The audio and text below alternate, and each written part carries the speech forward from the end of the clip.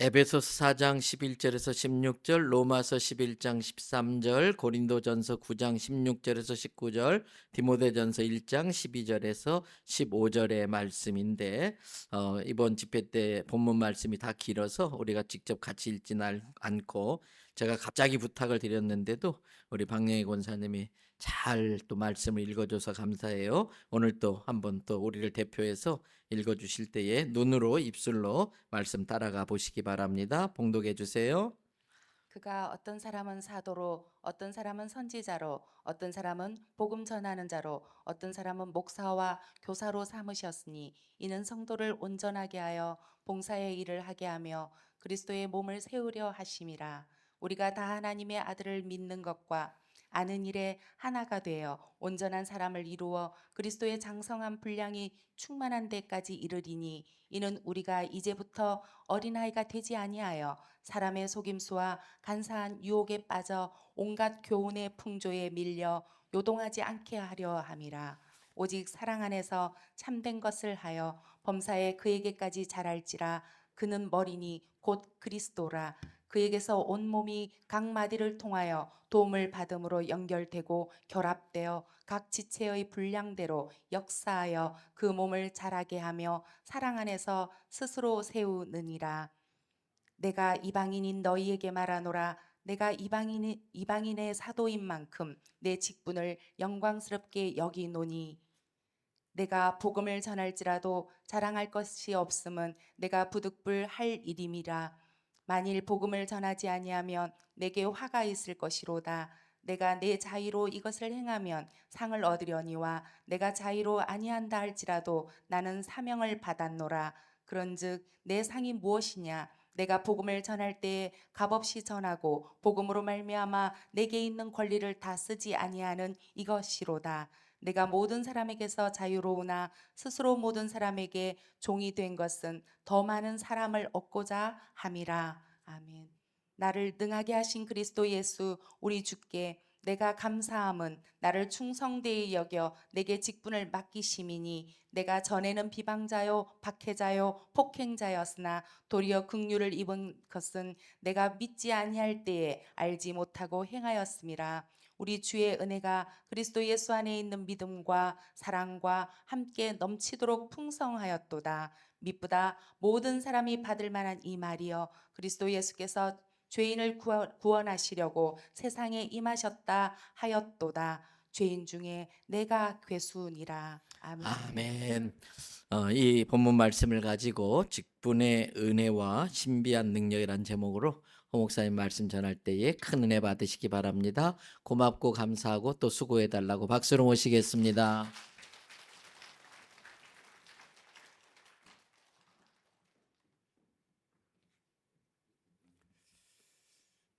우리 또 낮 시간에도 이렇게 여러분 시간을 내셨네요. 사실 낮 시간은 좋아요. 왜냐하면 이제 좀 더 설명이 좀 많이 들어가고 또 공부 스타일로 또 할 수도 있어요. 그래서 낮 시간에 요즘 이렇게 모여서 다 이렇게 공부하듯이 은혜 받는 교회들 많지 않아요. 그런데 여러분들께서 이렇게 하시니까 제가 오히려 감동이 되고 감사를 드립니다. 우리 자녀들만 잠깐 중등부가 하신 것만 잠깐 보겠습니다. 중등부 하나님 아버지 부흥회 때 좋은 강사님을 만나게 해 주셔서 감사합니다. 오늘도 이제 영어권인지 한국어권인지 병 낫게 해주셔서 감사합니다. 오늘도 강사님 설교 은혜 받게 해주시고 또 내 아버지가 돼 주셔서 감사합니다. 친구가 돼 주셔서 감사합니다. 그러면서 배준서 우리 중등부 우리 준서 어디 있어요? 우리 준서 아이고 착해요. 고마워요. 그 다음에 여기 보면 저희 가족 엄마 아빠 누나 모두 건강하고 하나님 아버지의 자녀로서 살아가게 해주세요. 누나와 저 둘 다 입학을 앞두고 있는데 입학하여 좋은 친구들 많이 사귀고 예수님의 은혜로 가득 찬 학교 생활 되게 해주세요. 그러니까 누나가 기도를 안 하니까 동생이 해주는구나. 훌륭하네. 그리고 성인이 되어 제가 해군이 되었을 때 아직 군대 안 갔는데 벌써 기도를 하네. 군인이 되게 해주세요. 그랬네요. 우리 천주성 어디 있어요? 천주성은? 그래요. 벌써 군대를 대비해서 기도하고 이거 미래를 대비해서 기도하는 거 아주 좋죠. 여러분들 귀한 예물을 올리셨어요. 우리 기도하겠습니다. 하나님, 우리의 기도와 마음을 주께서 아십니다. 그리고 그것을 이렇게 물질로, 글로 표현하여 하나님 앞에 올려드릴 수 있어서 감사를 드립니다. 하나님, 오늘 이렇게 하나님 앞에 예물을 드리며 기도의 글로 올려드린 모든 기도 제목들을 저들이 살아있는 동안에 응답하여 주옵소서. 우리가 살아있을 때에 하나님의 기도가, 하나님 앞에 드린 기도가 응답되는 체험하게 하여 주옵소서. 축복을 누리게 하여 주옵소서.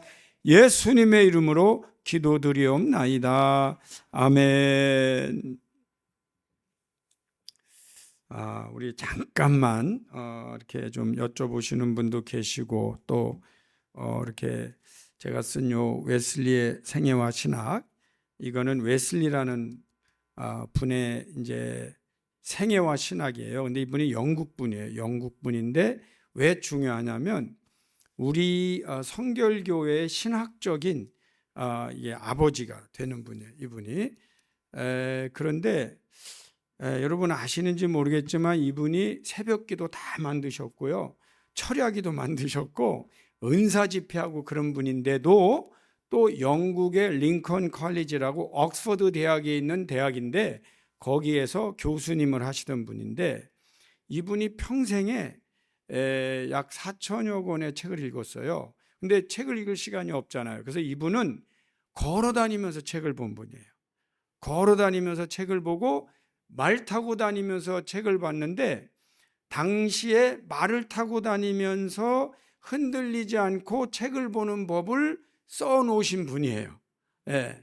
그래서 제가 이분을 연구하고 이렇게 하는데 제 생각이에요. 우리나라에 제대로 연구하고 제대로 소개한 분이 없는 것 같아. 그래서 그냥 내가 이제 써야겠다 하고 10년 정도를 오직 이 책을 쓰는데 제가 몰두했어요. 제가 이제 군대에 있을 때인데 3년 동안 군 생활하잖아요. 그런데 군대 생활하면서 내가 게을르지 말아야 되겠다 하고 이제 군 생활하면서 군목으로 있어가면서 게으르지 않으려고 열심히 각종 책을 봐서 이제 책을 한 권 냈어요. 근데 그때 저는 계획하지는 않는데 이런 생각이 드는 거예요.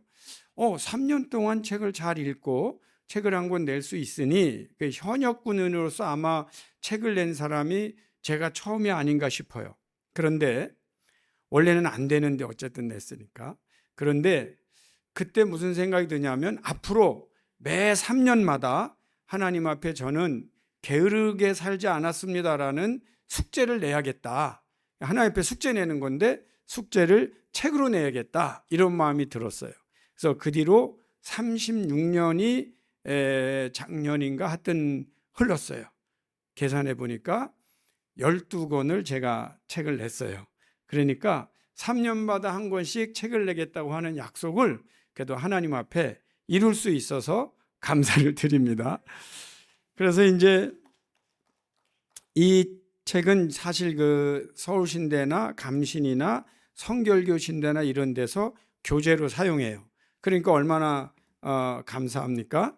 그래서 제가 하고 이제 이 책을 쓰고 나니까 이분이 읽은 책들 아주 이거 어떻게 표현하면 어떻게 인간이 이럴 수 있지?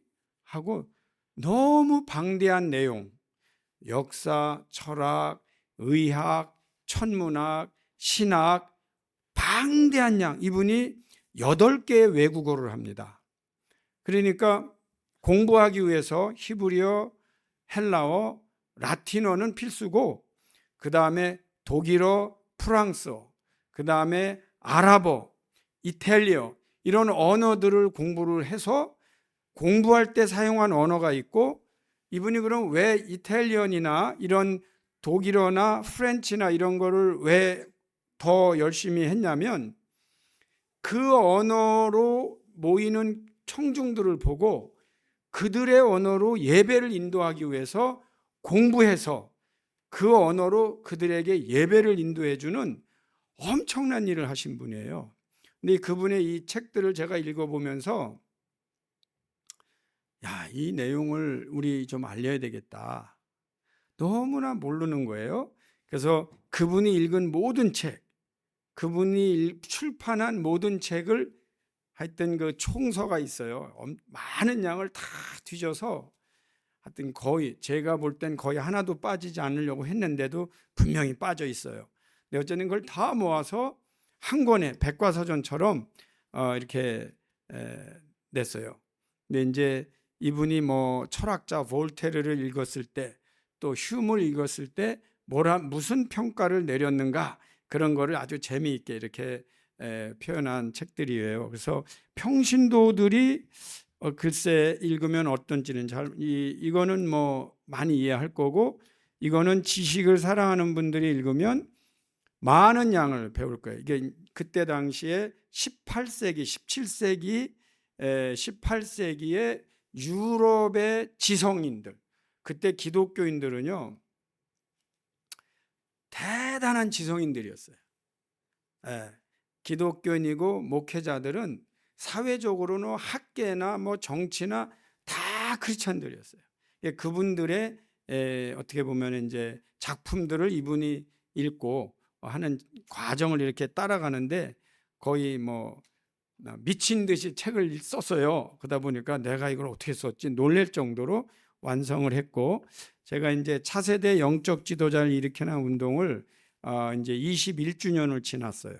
근데 이 책은 작지만 왜 20년이나 걸렸냐면 제가 실험해보지 않으면 글로만 쓰면 안 되잖아요. 그래서 제가 목회하면서 우리 교회에서 해보고 리더를 길러보고 그리고 신구약 성경을 읽어보면서 이제 이게 뭐지? 하면서 이제 찾아서 집대성한 책인데, 이게 이제 세계 어딜 가더라도 앞으로 지금 영어로 제 아내 한혜경 목사가 지금 영어로 옮기고 있거든요. 그러면 한국말판과 영어판으로 나와서 이제 세계 다 다니면서 제가 청소년들을 앞으로 하나님께 어떻게 인도하면 되는가 하는 얘기를 여기다 썼는데, 핵심은 뭐냐면 현재 내가 다니고 있는 교회에서 리더가 되라요.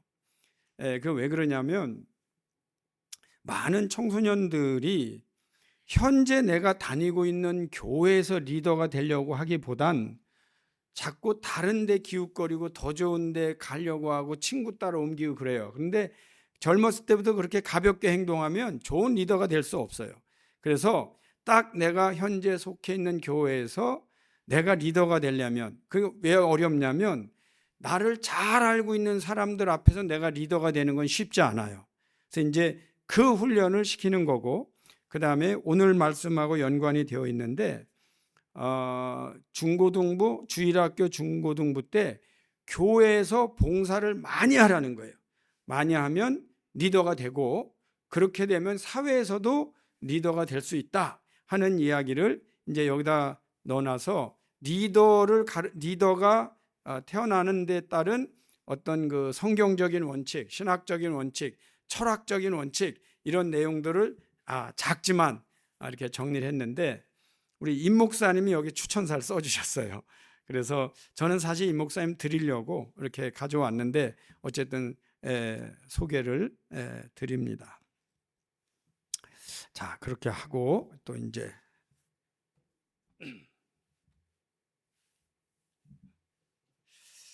오늘 제가 여러분하고 나누고 싶은 말씀은 직분론이에요. 직분.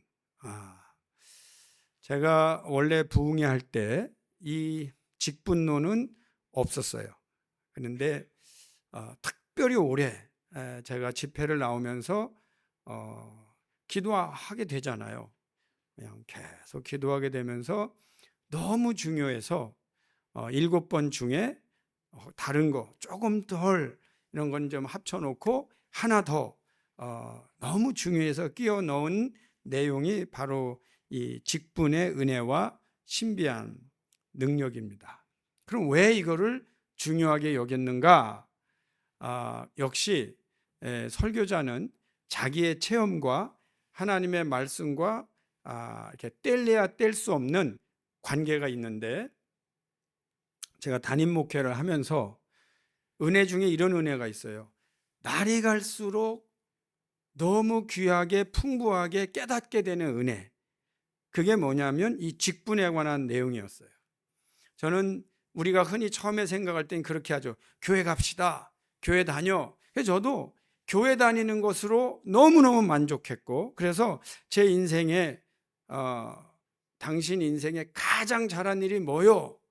그러면 진짜 몇 개 꼽아요. 그런데 그 중에서도 딱 하나만 꼽으라면 하면 저는 서슴없이 제가 교회 다닌 겁니다. 이것같이 제 인생을 바꾼, 근데 이 교회 다니면서 이제 은혜를 받았기 때문에 하나님의 은혜가 인생을 결정하는 은혜를 체험한 거예요.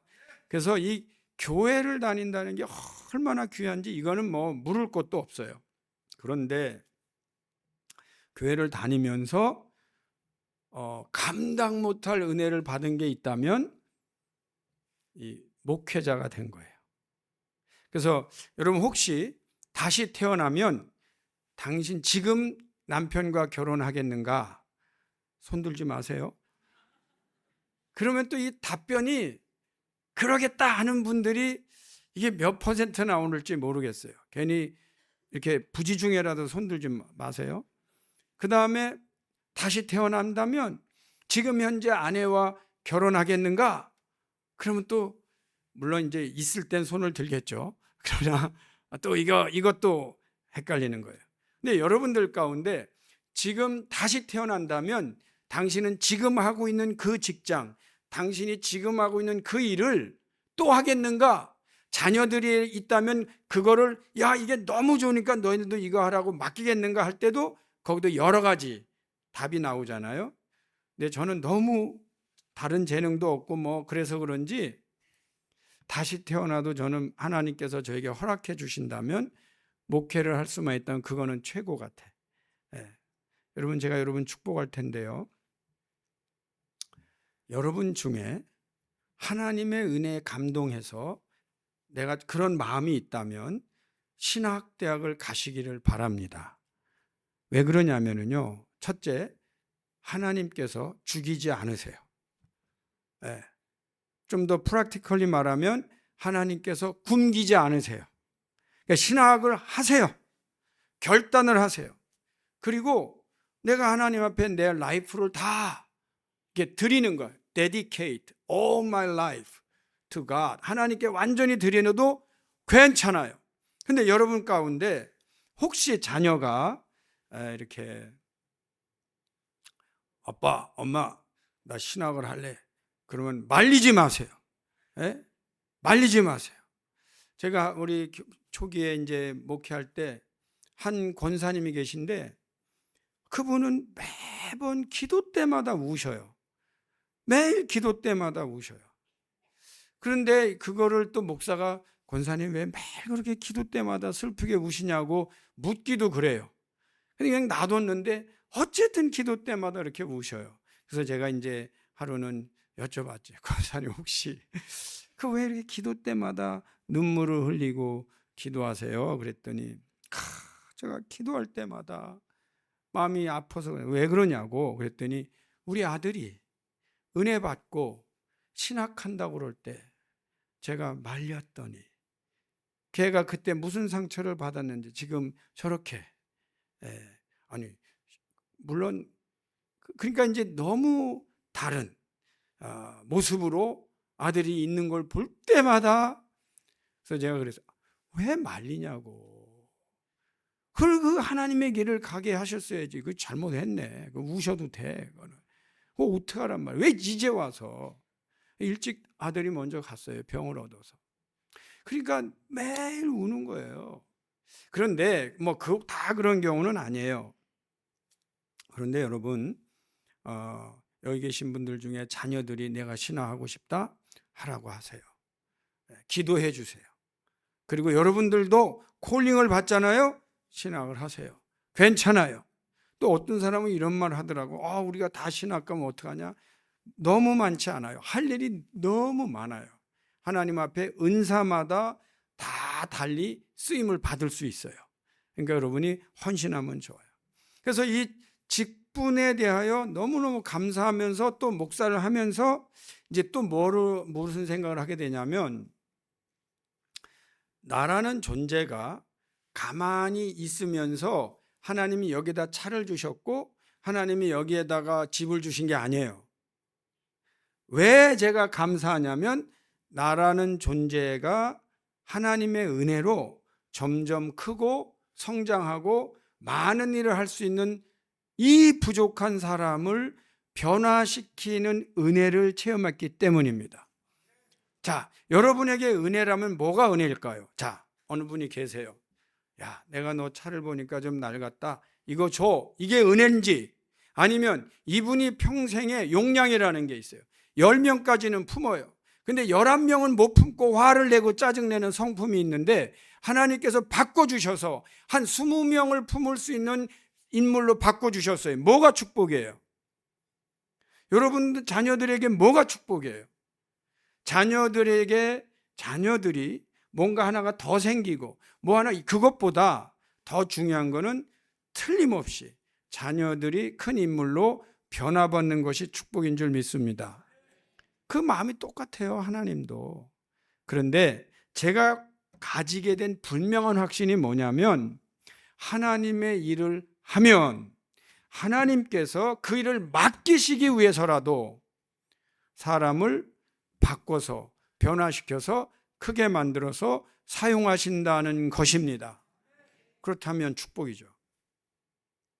그래서 제가 받은 은혜가 뭐냐면, 우리가 받은 직분은 직분 감당을 잘하는 것 자체가 밖으로는 하나님의 일을 한다는 건 맞아요. 장로님, 권사님, 목사님, 집사님들이 그 직분을 가지고 하나님의 일을 하는 건 맞아요. 그런데 내용을 보면 결국 자기 축복이라는 거예요. 결국 하나님이 그 사람을 축복하는 것인 줄 믿습니다. 근데 이건 저 자신을 통해서도 제가 깨달았지만, 목회하면서 눈에 보여요. 야, 저분이 직분을 받고 순종하더니 저렇게 변할 수 있구나. 대단하구나. 하나님의 은혜는 대단하구나. 그리고 목사님 저는 부족해요 하고 막 감당하는데, 그분을 하나님 사명 감당하다 보니까 막 성장시키는 걸 보고, 야, 저분이 저는 부족해요, 그리고 연약하고 그런 걸 알고 계시지만 결국은 하나님이 당신께서 쓰시기 위하여 더 큰 인물로 고쳐가면서 바꿔가면서 사용하신다는 것을 목회하면서 보게 돼요. 아멘. 근데 우리 대형교회는 왜 그렇게 다 찬양도 잘하시고 반주도 막 이렇게 잘하지? 저런 분들은 카나다로 이민 와야 돼, 원래는. 그만큼 훌륭한 분인데, 제가 너무 감사한 게 뭐냐면, 음악적인 기능으로 하나님을 섬기지 않는 걸 느껴요. 근데 그거는요, 그게 은혜라는 거예요. 만약에 어떤 기능만 가지고 한다면 그게 못하는 겁니다. 그건 못하는 거예요. 근데 이미 헌신이 돼 있다는 거예요. 그러니까 하나님께 영광을 돌리는 거예요. 내가 지금까지 산 것은 하나님의 은혜로, 십자가의 은혜로. 이거 어떻게 그걸 찬양하고 고백할 수 있어요? 이거는 제가 볼 땐 당신들 축복이에요. 찬양하는 분도 축복이고 반주하시는 분도 축복이에요.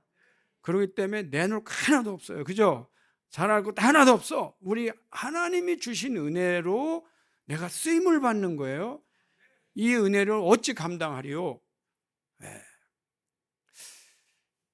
두 번째로 제가 직분에 대해서 4가지를 깨달았는데, 오늘 그 얘기를 좀 여러분에게 드리겠는데, 첫째가 뭐냐면, 직분 감당을 잘하는 것이 결국은 내가 받는 축복이다, 그거잖아요.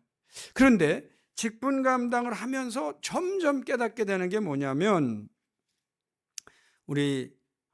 난 바울 사도가 이 말 한 게 과연 무슨 뜻인지 잘 모르겠는데, 내가 죄인 중에 괴수다라는 표현이에요.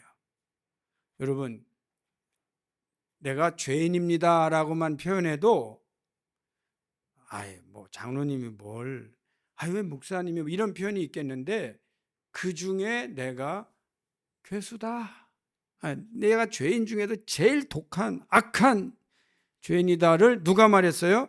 사도 바울이 말했어요. 그럼 질문, 이건 솔직한 하나님 앞에 고백일까? 겸손일까? 엄살일까? 고백이에요. 이거는 문학이 아니에요. 내가 죄인 중에 괴수라고 말한 것은 결코 문학적인 표현이 아니에요. 결코 너스레를 떠는 게 아니에요. 그건 왜 그래요? 하면 할수록 이 거룩하신 하나님의 일을 감당하기에 내가 얼마나 부족한 종인가를 알게 돼요. 그래서 그걸 알기 때문에 바울만큼 인생 중에 특별히 하나님의 은혜를 구한 사람이 또 누가 있을까? 바울은 끊임없이 하나님의 은혜를 구하는 사도가 된 거예요. 근데 자기는 너무 부족해. 만삭이 돼서 태어나지 못한 그런 종이란 말이죠. 자, 두 번째 직분의 정의가 뭐냐? 나같이 부족한 사람에게 거룩하신 하나님의 일을 하라고 맡겨주신 일이 직분입니다. 나같이 부족한 사람에게 거룩하신 하나님의 일을 하라고 맡겨주신 일이 직분입니다. 근데 제가 좀 나같이 부족한 사람에게 했는데, 이 말이 사람에 따라서는 나 같은 죄인에게, 혹은 나같이 더러운 사람에게, 혹은 나같이 못난 사람에게 거룩하신 하나님의 일을 하라고 맡겨주신 일이 직분이에요. 처음에는 그런 생각을 하죠. 잘 모를 때는 가만히 보니까 이 교회에서 장로나 권사나 이런 좀 직분할 사람은 나밖에 없네, 이런 생각이 있을 수도 있어요. 제가 우리 장로님들하고 첫날 이렇게 식사도 하고 같이 만데 너무 친하고 보니까 아주 화기애애하고 너무 좋아요. 그런 분이 발견할 수 없어요. 근데 사람에 따라서는 직분을 가지고 지금 우쭐한다든지 내가 그래도 우리 교회에서 최고다 이런 생각을 할 수는 있겠죠. 그렇지만 진지하게 하나님의 은혜를 체험한 사람이라면 오늘 말씀에 동의를 하게 될 겁니다. 무슨 뜻이에요? 나같이 부족한 사람에게 거룩하신 하나님의 일을 하라고 맡겨주신 것이 직분이구나 하는 것을 깨닫게 될 것입니다. 그렇게 되면 어떤 일이 일어나죠?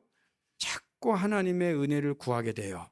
그래서 제가 지금까지 목회를 하면서 누가 저한테 가르쳐 준 건 아니에요. 근데 나도 모르게 왜 기도합시다고 기도 제목 꺼내는 거 있죠. 저는 사실 한국에서 이렇게 좀 희미해요. 이 조국이나 이런 나라. 근데 우리 목사님은 보니까 이 나라를 위한 기도로 이렇게 하세요. 근데 저는 그런 부분에 조금 약한데, 사람이 꼭 누가 가르쳐 줘서가 아니고 이렇게 기도하게 되는 내용들이 있단 말이죠. 근데 저도 가만히 제가 40여 년 목회를 되돌아보는데 언젠가부터, 근데 그 언젠가부터가 30년이 넘었어요. 근데 언젠가부터 빼놓지 않고 하는 기도가 두 개가 있어요. 그게 뭐냐? 첫째는 감사 기도를 해요. 그래서 새벽이든 뭐든 여러분 기도합시다 할 땐 무조건 감사 기도부터 출발해요. 이건 왜 그러냐면 감사밖에 나오는 게 없잖아요. 모든 것이 하나님의 은혜잖아요. 그러니까 감사 기도 자연스러워요. 근데 두 번째 기도를 꼭 합니다.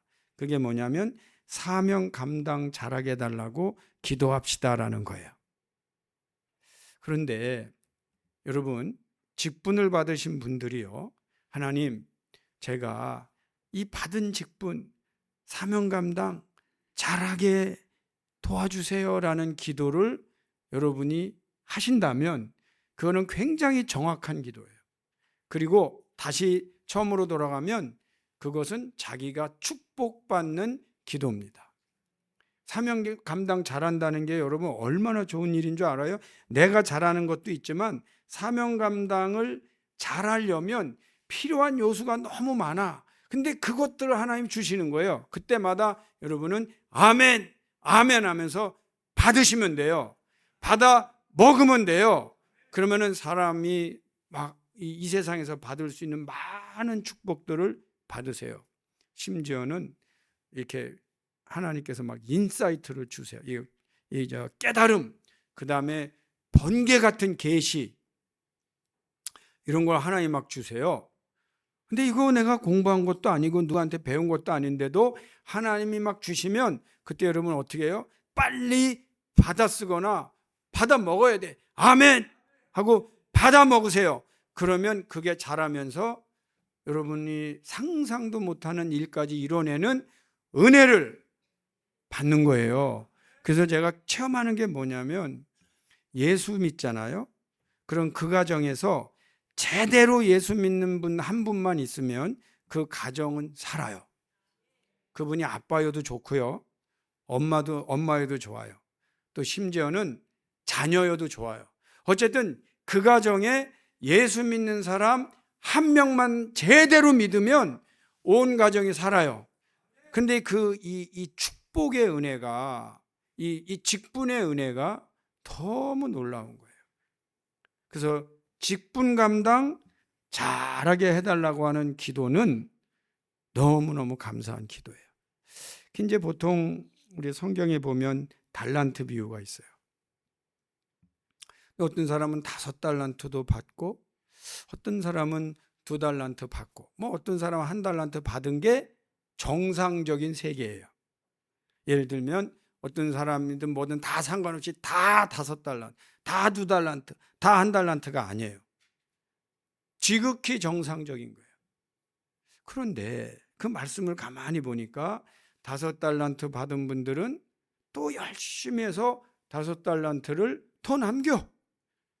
이게 이제 하나님의 법칙이에요. 2달란트 받은 분이 저는 왜 2달란트밖에 안 줘요? 그러면 그분은 2달란트거나 줄어들겠지만 2달란트 받은 분이 열심히 해갖고 4달란트를 남기면 5달란트 받은 사람하고 거의 차이 없는 단계에 이르는 축복을 받아요. 놀랍지 않습니까? 그래. 그런데 1달란트 받은 사람은 그걸 땅에 묻어놨어요. 여러분, 땅에 묻어놨다는 건 무슨 뜻이냐면 사용하지 않았다 그런 뜻이에요. 제가 목회를 하는데 저는 몰랐는데 주위에 있는 사람이 말하는 거예요. 이분이 음악 전공을 했다는 거예요. 음악. 피아노도 하고 제가 악기 말하면 또 이게 비디오 나가갖고 왜 목사님 부흥회 가서 내 얘기했냐고 할까봐 악기는 좀 숨기겠어요? 근데 그럴 수 있어요. 그러니까 제가 이제 그 정보를 들었거든. 그래갖고 이제 집사님 잘 됐습니다. 이제 우리 교회에서 이번 주부터 하라고 그랬더니 이분 대답이 너무나 놀라운 게 저 못해요. 그래. 그래서 제가 다시 놀래갖고 무슨 말씀이에요? 전공을 저 한 20년 동안 손도 안 대갖고 이제는 못한다고 그래요. 근데 나중에 알고 봤더니 그게 가능한 얘기예요. 하나님께서 주신 은사를 사용하지 않고 20년 이상 묵히잖아요? 그럼 사용 못해요. 야, 이거 무서운 얘기예요. 그런데 별거 아닌데도 하나님께서 주신 은사를 계속 이렇게 활용하잖아요? 그럼 뭐가 돼요? 그게 2달란트가 4이 되고 5이 되고 10이 되는 줄 믿습니다. 아멘. 야, 그 성경 이거 봉독하는 분들 보니까 잘 감당하시면 이 성호나 이런 거로 발탁되실 것 같아. 근데 제가 어제 뵈니까 좀 늦긴 했어. 연세가 드셔. 그렇지만 은사가 있는 거를 하나님 앞에 자꾸 쓰는 거예요. 그러면은 그게 결국은 자기에게 축복이 되는 거예요. 근데 그 달란트 비유를 제가 이렇게 읽다가 이런 소원이 생겨요. 내가 하나님 앞에 가면 잘했다, 착하고 충성된 종아, 이 칭찬을 듣고 싶은 거예요. 제가 이제 하나님 앞에 갔을 때. 근데 하나님, 제가 하나님 앞에 잘했다, 착하고 충성된, 이 칭찬을 듣고 싶은 마음으로 기도를 하는데 제 마음에 그 칭찬도 너무 과한 것 같아. 그래서 그럼 나에게 제가 꼭 하나님 앞에 가서 듣고 싶은 칭찬은 뭔가? 그런데 내 마음에 그냥 하나님께서, 제가 이제 하나님 앞에 갔는데 하나님께서 저에게 이 말만 해주셔도 나는 감사야. 그게 뭐냐면, 전혜야, 수고했다. 수고했다. 그런데 여러분, 여전히 우리는 죄인이고 죄인의 괴수고 그런 부분이 있지만, 그렇지만 하나님 앞에 사명을 받아서 그래도 내가 중도에 포기하지 않고 그래도 마지막까지 하나님 앞에 사명 감당했을 때 잘했다, 착하고 충성된 종아도 저에겐 너무 과분한 것 같아요. 그런데 하나님께서 수고했어. 그래서 제가 늘 그 말을 하나님 앞에 듣고 싶어요. 네가 수고했다. 가진 것이 많지 않고 부족한데도 불구하고 너는 네 할 일을 다 했어 라는 칭찬을 듣고 싶어요. 여러분 성도님들 가운데 잘했다, 착하고 충성된 종아, 여러분 그런 칭찬 하나님 앞에 가서 들으시기를 축원합니다. 네. 혹시 여러분들께서 그 말씀은 다 못 들어도 수고했다, 이제 예를 들면 성가대 노래도 못하는데도 끝까지 성가대원 했어요. 얼마나 수고했어요. 예를 들면 밥도 잘 못하는데 주방 봉사를 열심히 했어요. 얼마나 수고했어요. 예를 들면은 사람들 앞에 막 인사도 못하는데 어떻게 그냥 내가 세교 환영반에 배치돼서, 내가 그냥 얼마나, 평상시 이거 밝은 분들은요 인사하는 게 전혀 문제가 안 되지만 그 안 해본 분들은 할 때마다 힘들 수 있거든. 그럴 때 하나님께서 이제 수고했다 그럴 때 얼마나 감격스러워요. 내가 잘 못하는데 부족한데 나한테 수고했다. 여러분 하나님 나라에 가셔서 수고했다라는 칭찬 듣는 분들 많으시기를 축원합니다. 세 번째로 직분을 가만히 보니까 직분 자체에 영적인 권위와 신비한 능력이 있다는 겁니다. 여러분 교회를 다니다 보면, 또 목회를 하다 보면, 또 제가 집회를 다니다 보면 이런 경험들을 꽤 합니다. 그 중에 하나가 뭐냐면 이 사람은 지금 교회에 나올 사람이 아닌데, 아니면 이 사람은 왜 나왔지? 좀 너무나 악명 높고 나와서 있으면 더 불안하고 차라리 안 오는 게 좋을 것 같은 사람도 가끔 있어요. 여러분 크게 대답하지 마세요. 그런 분들이 가끔 있어요.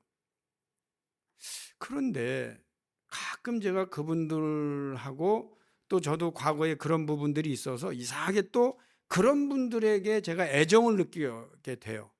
그래서 이렇게 어떻게 이렇게 교회 나오시게 됐냐고 물어보면 저는 그분들의 대답에 10중 8구 이런 대답을 들을 때 깜짝 놀래요. 사실은 저희 할아버지가, 우리 집안 할아버지 중에 장로님이 계셨습니다. 우리 집안의 할머니가 권사님이십니다. 또 우리 집안에 누가 옛날에 어디에서 교회를 건축해서 바쳤습니다. 또 어떤 분 가운데는 저를 위해서 평생 기도하던 엄마가 계셨는데 지금 돌아가셨어요. 근데 그분들이 교회를 나온 거예요. 그럼 저는 뭐를 느끼냐면, 그를 위하여 평생 기도하던 분들이 그분이 교회 나오는 걸 못 보고 돌아가셨어요. 그렇죠? 근데 저는 뭐를 느끼냐면, 기도하는 분들의 기도는 그분이 돌아가셨어도 하나님께서는 그 일을 이루신다는 거예요. 이걸 어떻게 설명할 수 있어요? 이미 돌아가신 그 어느 장로님이 그 손자를 끌고 교회로 나오신 것을 어떻게 말로 설명할 수 있어요? 그 집안의 그 이미 몇십 년 전에 돌아가신 그 할머니의 기도를 이 손자가 혹은 증손자가 어느 날 깨닫고 교회에 나오게 된 이 신비한 능력을, 이 신비한 은혜를 제가 어떻게 설명할 수 있어요? 야, 여러분, 직분을요 가볍게 여기지 마세요. 여러분에게 주어져 있는 이 직분이 가지고 있는 신비한 능력은 아직 태어나지 않은 우리 자손들이 세상에 가는 것을 붙들어서 교회로 데리고 나오는 능력이 있는 줄 믿습니다. 어떤 때는 또 역시 집회 가고 그럴 때 특별히 은혜를 많이 받는 분들이 있어요. 근데 그분들 가운데 이런 고백하는 사람이 많아요. 사실은 엄마 아버지가 나를 위해서 그렇게 기도를 하셨는데 제가 하도 반항하고 하도 죄에 빠져서 이 인생 살다가 막 이러다가 이제는 늦게라도 나왔는데, 그런 분들일수록 짧은 기간에 은혜를 많이 받아요. 그러면은 저는 그분의 엄마 아버지를 뵌 적이 없지만 그분들을 존경하고 사랑하게 돼요. 보고 싶어요. 아, 그랬냐고. 그 엄마 아빠네 살아계시면 정말 만나고 싶다. 그런데 또 그 과정에서 제가 깨닫는 게 뭐냐면 엄마나 아빠의 눈물의 기도는 하나님께서 외면하신 적이 없다는 겁니다. 그렇기 때문에 여러분이 받으신 이 직분, 교회 다닌다는 교인, 또 뭐 성도, 집사, 권사, 장로, 목회자, 이 직분이 우리가 가지고 있기 때문에, 제가 허쳐내는 사람이 능력이 있어서 목사가 된 게 아니에요. 목사라는 직분을 하나님이 나같이 부족한 사람을 통해 사용하시는 것인 줄 믿습니다. 여러분, 이 제가 담임 목회라면서요 또 깜짝깜짝 놀라는 게 있어요. 저는 사실 능력이 없어서 이렇게 막 교인들한테 뭐 이렇게 해주지 못할 때가 많은데 하나님께서 야단치세요. 야, 너 지금 네가 하는 줄 알아? 내가 할 테니까 너는 순종하고 손을 얹으라는데, 그게 조금 하나님, 저는 그 계통에 은사 받은 거 없는 것 같아요. 이런 식의 생각을 가끔 해요. 그러니까 기도를 아끼거나 기도를 그만둬 이렇게 포기할 때가 참 많아요. 근데 담임 목사니까 이제 의무적으로라도 해야 되잖아요. 근데 문제가 뭐냐면 하나님이 그 기도를 들어주세요. 이게 뭐지? 여러분, 담임 목사를 통해서 하나님이 사용하시는 고유한 신비한 능력이 있습니다. 그래서 여러분, 담임 목사님의 기도를 받으세요. 근데 뭐 개인적으로 그 사람이 능력이 있기 때문이 아니고 담임 목사를 세우셨다는 이 영적 권위는 우리가 함부로 터치할 수 없어요. 하나님이 그렇게 하시기로 하고 사용하시는 거예요. 뭐 개인적으로야 부족한 게 있겠죠. 그런데도 이게 뭐지? 제가 예를 들면 담임 목사를 하는데 부목사가 더 똑똑할 수 있어요?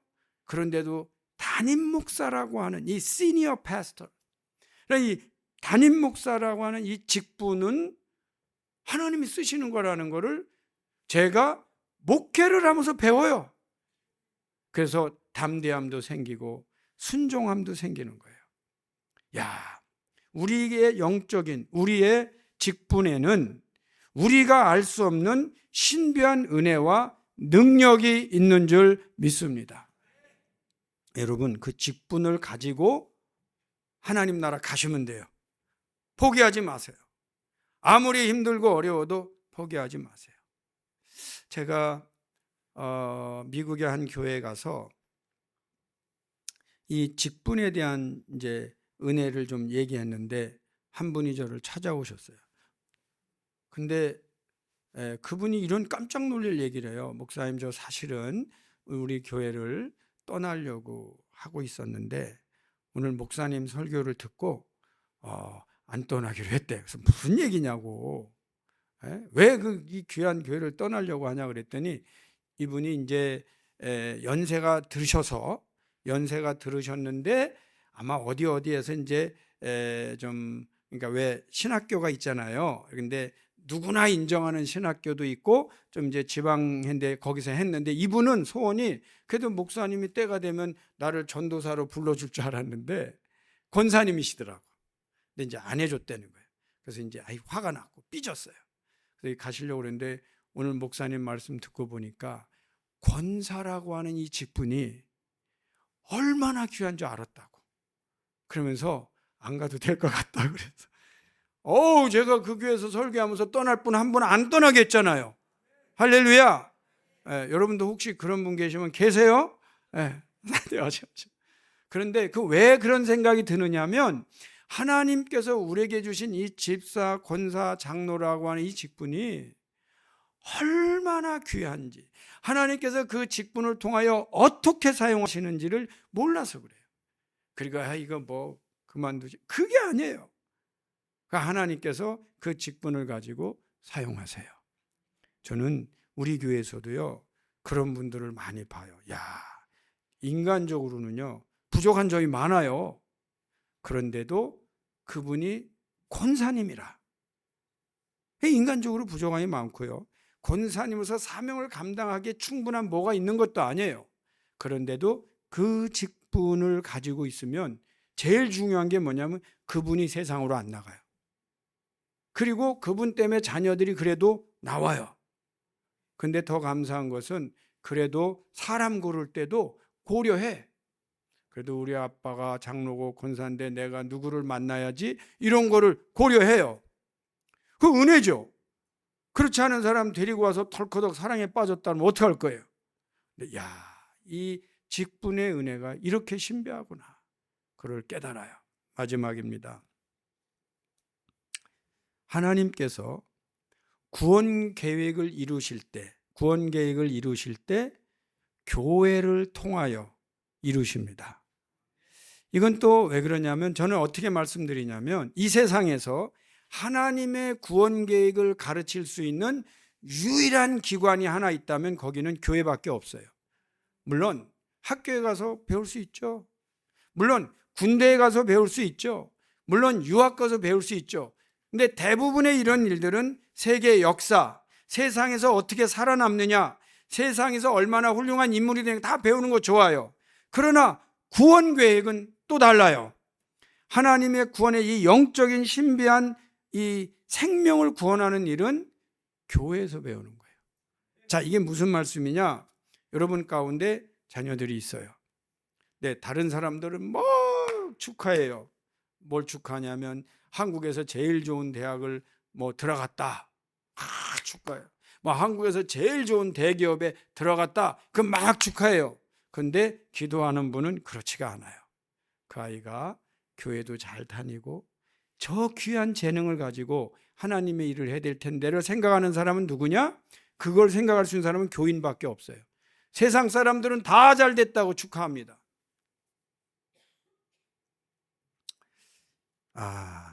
마지막 결론을 말씀드리면서 제가 요즘 무슨 생각을 하냐면, 요즘 세상에는 안전지대가 없는 것 같아. 안전지대가. 소위 말하면 청정지역은 없어졌어요. 저도 아이들이 있고 손자 손녀가 있거든요. 근데 이 아이들이 앞으로 세상에 나가서 세상에서 저건 나쁜 거니까 손대면 안 돼, 그런 일에 내가 이렇게 관계가 되면 안 돼를 가르쳐 줄 때가 어디가 있냐고요. 여러분, 제가 중요한 사실 하나 가르쳐 드릴게요. 오늘날 세상에서 공부하는 교과서에는 sin, 죄라고 하는 단어가 사라졌습니다. 그리고 뭐라고 가르치냐면 초이스라고 가르칩니다. 그러니까 내가 이렇게 해서 나쁘게 가는 길을 죄라는 용어를 쓰지 않고 그거는 너의 선택이야, 이렇게 가르쳐요. 그러다 보니까 the concept of sin all of a sudden disappeared from the text. 죄라는 용어를 쓰지 않아요. 죄라는 용어를 쓰면 이상하다고 생각할 정도로 죄가 사라졌어요. 그러다 보니까 학교를 다니다 보면 그냥 가서 배우는 거예요. 그래서 이제 여러분 이런 일이 있었어요. 어떤 사람이 마약을 했어요. 어떤 사람이 알코올 중독이 있듯이 마약을 했는데 개인이 하는 거는 그냥 개인의 자유라고. 그래서 프리덤 초이스. 그건 네가 선택한 거야. 근데 네가 하는 건 오케이. 그러나 그걸 가지고 팔아서 남에게 해를 끼칠 때만 잡는 거예요. 그러면 저희 입장에서 볼 때는 그 사람이 망가진 건 누가 책임지냐 그랬더니 그건 자기 책임이라는 거예요. 근데 이 사람은 배운 적이 없어요. 오케이. 내가 I may enjoy my life. 내가 내 인생을 즐길 수 있다고 가는데 그거를 가르칠 수 있는 기관은 세상에 없다는 거예요. 저는 오늘날 같이 절실하게 우리 자녀들이 교회를 나가야 되는 때는 없었어요. 옛날에는 동네가 지켜줬어요. 옛날에는 부모 가문이 지켜줬어요. 옛날에는 그렇게 많은 죄들이 우리 근처에 오지 않았어요. 지금은 다 들어와 있어요. 아무데나 손만 내면은 터치할 수 있어요. 값싸게 구입할 수 있어요. 이게 지금 어떻게 된 세상이에요? 여기는 하나님께서 원하지 않는다. 그거는 죄라는 것을 가르칠 수 있는 기관이 이 세상에 어디 있냐는 거예요. 여러분, 이게 우리가 지금 하나님께서 우리에게 주신 이 교회가 얼마나 소중한지 알아야 돼요. 하나만 더 말씀드립니다. 저희가 캐나다에서 목회를 하는데 여러분 요즘 한국도 좀 그렇다고 그래요. 근데 어제 엊그제도 우리 목사님들이 말씀하시면서 어느 교회 얘기하면서 종교부지라는 용어를 사용하셨어요. 근데 제가 그날 시간이 없어서 말씀을 못 드린 내용이에요. 한국에 종교부지라는 단어나 종교부지라는 그 개념이 여전히 살아있다는 것은 큰 은혜입니다. 왠지 아세요? 기독교인들에 의해 건설된 나라에 그렇게 많은 교회가 세워져 있는 그 나라에 종교부지라는 단어가 사라졌습니다. 무슨 얘기냐? 요즘 저희가 교회를 세우려고 신청하면은요, 종교부지가 없어요. 그래서 모든 거를 용도 변경해야 되는데 문제는 이 용도 변경을 누가 지고 있냐면 시에서 지고 있어요. 그런데 유럽이나 미국이나 캐나다나 요즘 한국도 많이 그렇게 되면 뭐로 사는 세상이 됐냐면 텍스로 사는 세상이 됐어요. 그러니까 시장은 이 넓은 땅에 교회를 지으면 텍스 수입이 하나도 없어요. 근데 시장의 입장에서 이 넓은 땅에 공장을 지으면, 회사를 지으면 프로퍼티 텍스, 집 주택 단지를 지으면 다 그게 세수가 돼. 교회 여간에서는 안 줘요. 그리고 옛날에는 교회가 나오잖아요. 이게 이 큰 건물들이 이렇게 마켓에 나오면 그래도 20, 30년 전에는 교회를 먼저 찾았어요. 교회 중에 우리 교회 건물 나왔으니까 좀 이렇게 인수하라고 그러면 이게 만약에 1,000만 불이다. 근데 교회가 1,000만 불 할 때는 없거든. 그럼 교회들이 좀 얘기를 해요. 뭐 우리는 300만 불 있습니다. 200만. 그러면은 교회 그분들은 옛날에 그 신앙 있는 분들이라 회의에서 세상에 나오면 1,000만 불이지만 그래도 교회가 한대니 우리 200만 불에 줍시다. 뭐 이런 일들이 있었어요. 지금은요, 묻지도 않고 마켓에 내놔요. 제가 어떻게 하냐고요? 제가 20년 동안 교회 지으려고 몸부림치고 있는 사람이에요.